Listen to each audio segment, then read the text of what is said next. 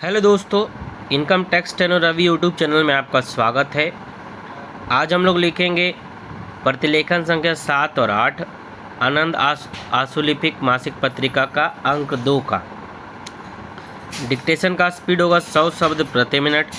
यदि आप चाहें तो इसको यूट्यूब स्पीड के माध्यम से 80, 85, 90, 110 जितना आप लिखना चाहे लिख सकते हैं। तो चलिए डिक्टेशन शुरू करते हैं। डिक्टेशन शुरू होगा 5 सेकेंड बाद। 5, 4, 3, 2, 1 स्टार्ट। उपसभाध्यक्ष महोदय, मैं इस विशेष उल्लेख के माध्यम से सदन और देश का ध्यान एक भयंकर समस्या की ओर आकर्षित करना चाहता हूँ। वह है हमारे देश में पिछले कुछ वर्षों में जातीय दंगों के संबंध में, चाहे वह सवर्णों के साथ हुए हों, चाहे हमारे दलित वर्ग के लोगों के साथ हुए हों। यह उस प्रांत के लिए और हमारे देश के लिए भी एक कलंक है, शर्मनाक है। इसलिए मैं इस सदन का ध्यान आकर्षित करना चाहता हूँ कि इस समय हमारे देश के अंदर लगभग सभी प्रदेशों में एक ऐसा कटुता का वातावरण बन गया है और ऐसी स्थिति पैदा हो गई है हमारे समाज में, जिसके कारण उसकी एकता छिन्न भिन्न हो रही है, उसकी अखंडता विघटित हो रही है। मैं निवेदन करना चाहता हूँ कि मैं इस सदन में रहता हूँ। मैं जानता हूँ हमारे माननीय सदस्यों ने कई बार इस प्रकार के जो घटना चक्र हुए हैं जो शर्मनाक थे, उन पर चर्चाएं भी की हैं।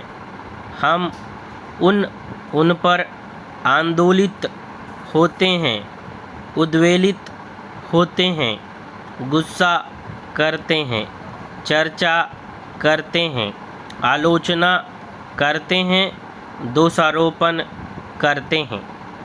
लेकिन मैं यह कहना चाहता हूँ कि हम इन सारे घटनाक्रमों के बारे में जब कभी इस पर चर्चा होती है तो तत्कालिक दृष्टिकोण पर रख कर केवल विचार करते हैं।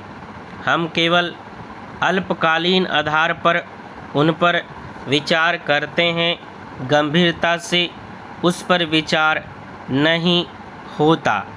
अगर बिहार में दंगा हुआ तो हम कहेंगे कि वहाँ की सरकार को तत्काल भंग करो। उत्तर प्रदेश में यदि दंगा हुआ तो कहा जाता है कि वहाँ की सरकार को तत्काल भंग करो।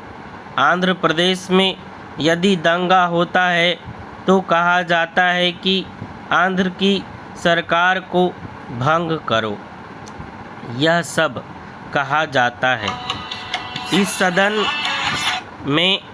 लेकिन मैं याद दिलाना चाहता हूँ कि जहाँ तक मुझे यह याद आता है, आज तक इन दंगों के कारण किसी सरकार को भंग नहीं किया गया है।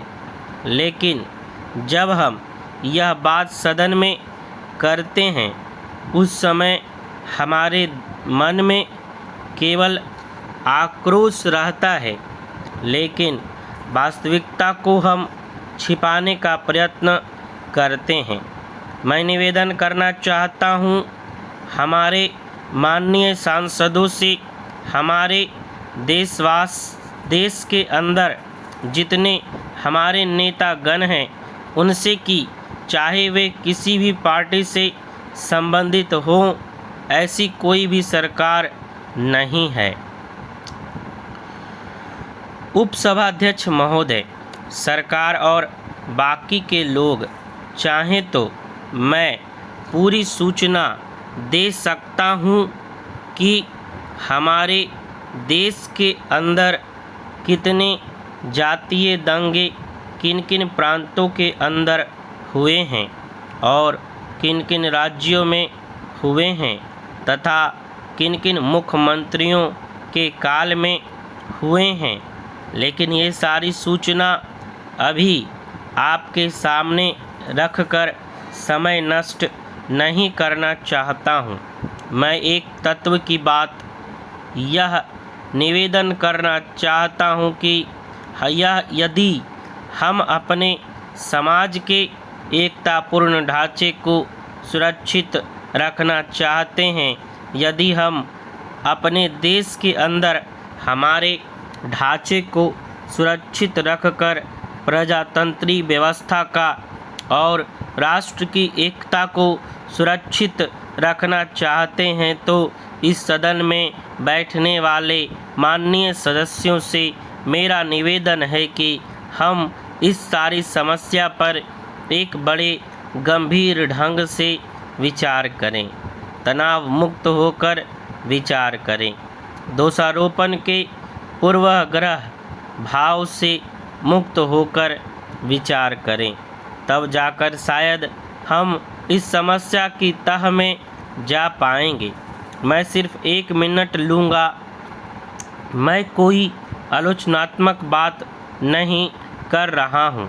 मैं केवल अपने देश के बारे में यह बात निवेदित करना चाहता हूँ कि आज देश के अंदर ऐसा कटुतापूर्ण वातावरण पैदा हो गया है कि जिसके कारण हमारा आना जाना छिन्न भिन्न हो रहा है। इसलिए मैं यह निवेदन करना चाहता हूँ कि हम सांसदों का यह दायित्व है। हम केवल दोषारोपण करके दायित्व से मुक्त नहीं हो सकते। हम केवल सरकारों को भंग करने की मांग को लेकर अपने दायित्वों से मुक्त नहीं हो सकते। हमारा दायित्व है कि हम समाज में एकता बनाए रखें। हमारा दायित्व है कि उन कारणों की तह में जाएं कि क्यों दलितों पर अत्याचार होता है, क्यों दलितों का खून बहाया जाता है, क्यों आपस में जातीय दंगे होते हैं। इन सारी बातों को एक गंभीर समस्या समझकर उस पर विचार किया जाना चाहिए। इसमें एक ऐसा मत तैयार किया जाना चाहिए कि जो सबको मान्य हो।